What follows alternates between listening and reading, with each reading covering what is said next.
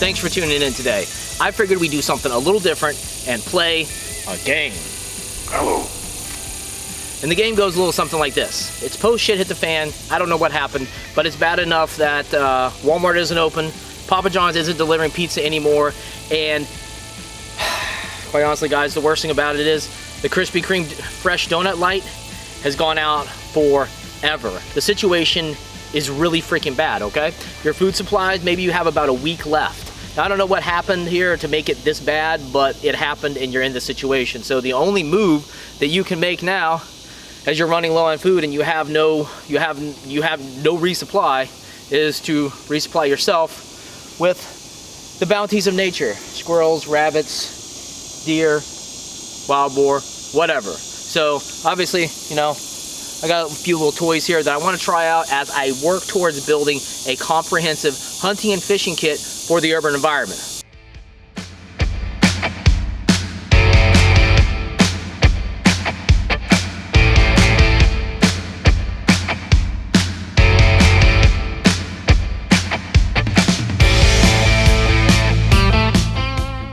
So listen, I have no idea what this is behind me, okay?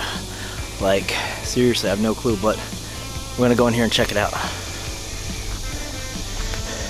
Sorry, I get sidetracked easily.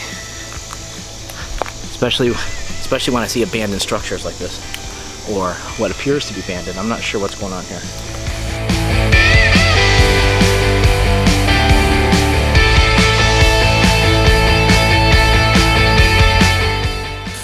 Okay, so now that I'm not distracted anymore by abandoned structures, let's go ahead and get down to business, starting with the newest addition to the family, which is the Primal folding bow. Now this is basically a longbow for the modern age. So for myself, I don't know shit about bows. Literally, I just don't. Archery, not a clue, okay? So maybe if I had a bunch of money to burn, I'd run out and buy a compound bow, something really fancy, some fiberglass thing, I don't know, whatever, right? But I wanted to keep it simple and stupid, and I'm really with this thing now where when it comes to survival tools and weapons, the less complicated, the better. And that's what you get with the Primal Gear folding bow. You guys have probably seen these before. There's another company that makes it, SAS, Tactical Folding Bow, but I'm pretty sure this is the first one that came on the market, or at least the first one that I saw. So let's go ahead and see what this can do. I got some arrows with me. Nothing fancy, just for learning and experience. So I think I saw a large dirt pile out here. We'll string this up and just see how effective it is.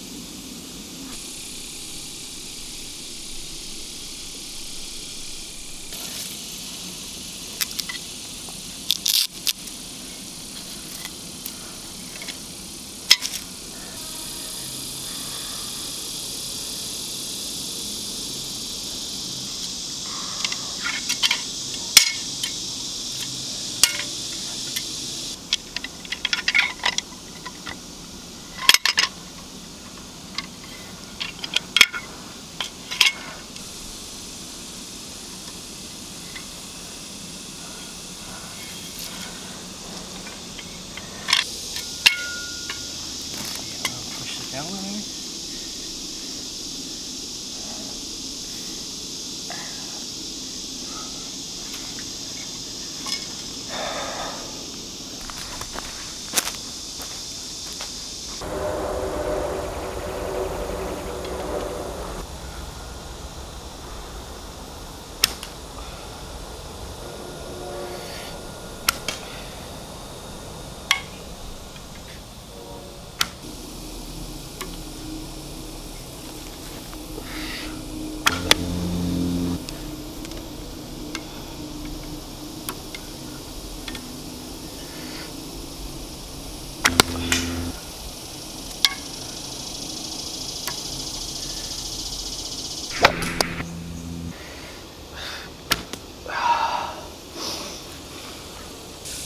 Okay, so I'm feeling pretty comfortable with the bow. I mean, seriously, this is only my third time using it, and it's just super intuitive, lightweight, easy to use, easy to disassemble, assemble, whatever, right? It's just easy, period.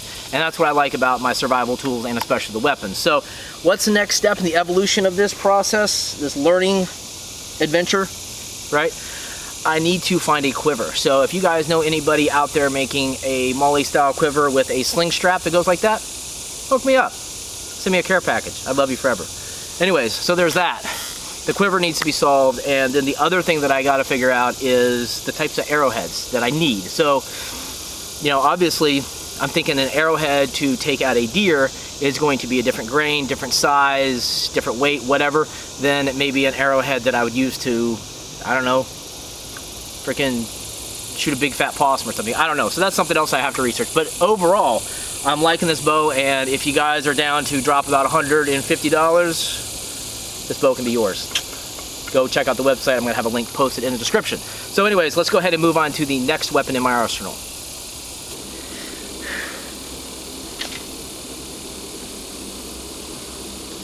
This was a no-brainer for me. The silent but deadly Crossman 22 caliber pellet gun. This is a single shot bolt action pistol that you can accessorize with a stock if you feel so inclined. It is a pump action. The more pumps, the more power. So I've been of the mindset where for a long time, and people have suggested this to me as well, to pick up a 22 caliber pistol specifically for hunting small game. And I wanted to do it, I procrastinated, I've spent money on other things, and then it dawned on me, like, why not do a 22 caliber pellet gun? 50 bucks on Walmart.com. Except I went in the store and bought it, but whatever. So 50 bucks for this seems pretty decent. I've tried it out once, it seems pretty effective, and we're gonna put it through some more paces today. But really, when it comes down to it, even a well-placed shot with a 22 caliber pellet gun is going to put a human being in some pain. And maybe if you hit like in a soft area, like right there, just at the right time of day, in the right spot, you can probably kill somebody. Aside from that, this is designed specifically for varmints. Now, I haven't shot me any varmints lately, but I'm pretty sure this would take out a squirrel, no problem. So you may ask, isn't this just a BB gun? So blue pill or red pill, Neo? You decide. This is the BB. This is a 22 caliber pellet. Any questions? Yeah, I didn't think so. Huge difference between this and this guy right here. Okay, so we're gonna do the same thing we did with the bow. We're gonna set up about 10 yards out, targets, and see what we can do.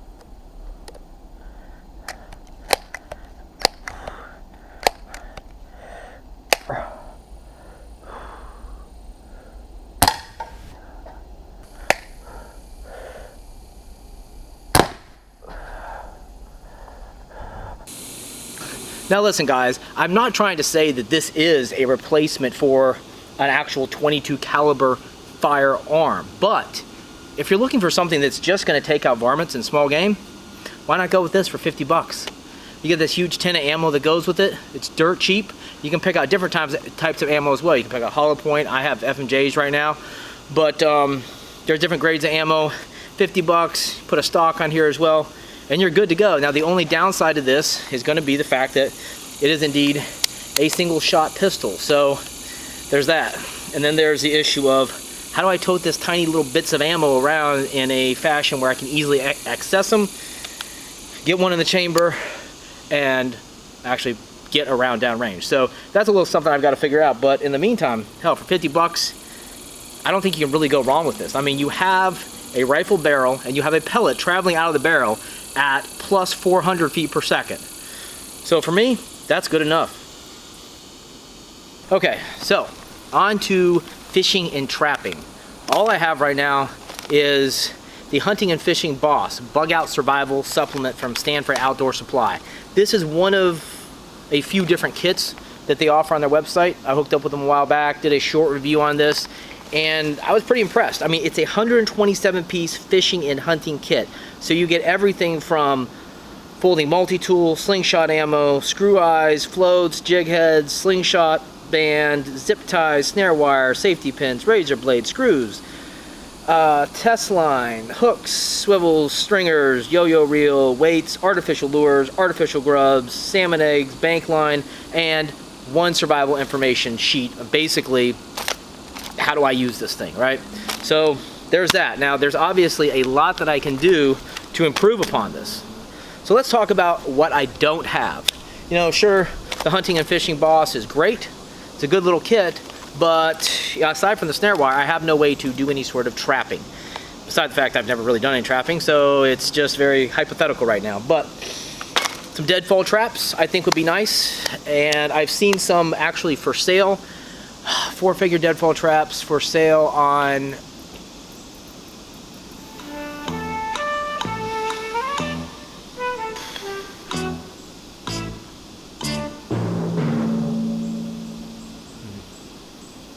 wow, I don't remember the name of the website, but I've seen them for sale in a few other places. I'll put up some stuff right now. There you go. So that's your 4-figure deadfalls right there. Seems like a really good way to go because it's just going to take a lot of variables out of the situation that you would typically have if you're constructing your own deadfalls. So this is just, you know, folds out for use, and it's nice and compact, kind of like the bow.